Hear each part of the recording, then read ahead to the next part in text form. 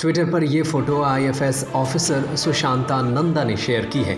वो लिखते हैं कि इस फोटो में शिकार और शिकारी एक साथ बैठे हैं।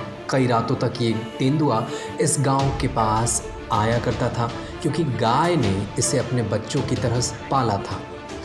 इस फोटो का क्रेडिट उन्होंने फोटोग्राफर रोहित व्यास को दिया है।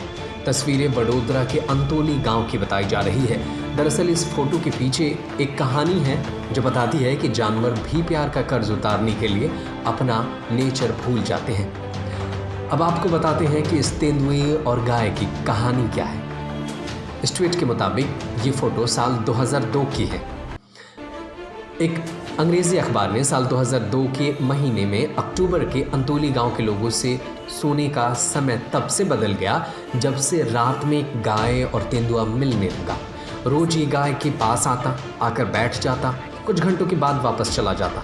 गाय उसे चाटती मानो उसकी माँ हो। वो उसके कान, उसके गर्दन को चाटती, उसे प्यार करती। यहाँ तक कि तेंदुआ गाय के गले भी लग जाता था। वो बिल्कुल उसके पास बैठता था। हालांकि गाय से थोड़ी दूर ही बकरियां बंधी होती थी, पर तेंदुओं ने कभी उन पर हमला नहीं किया। onforest.com नाम की एक वेबसाइट पर इस तेंदुए और गाय की कहानी लिखी गई है। उनके मुताबिक तेंदुआ जब भी आता तो आसपास के कुत्ते भौंकने लगते, यहाँ तक कि गाय के भी कान खड़े हो जाते। यहाँ तक कि जब आसपास के लोग तेंदुए को देखते तो तेंदुआ फरार हो जाता। वन अधिकारी HS सिंह के मुताबिक कई दफ़ा जानवरों के व्यवहार में बदलाव आ जाते हैं। इस केस में संभवतः ये तेंदुआ पहले कभी इस गाय के पास आता होगा तो ही इसे वो गाय याद है।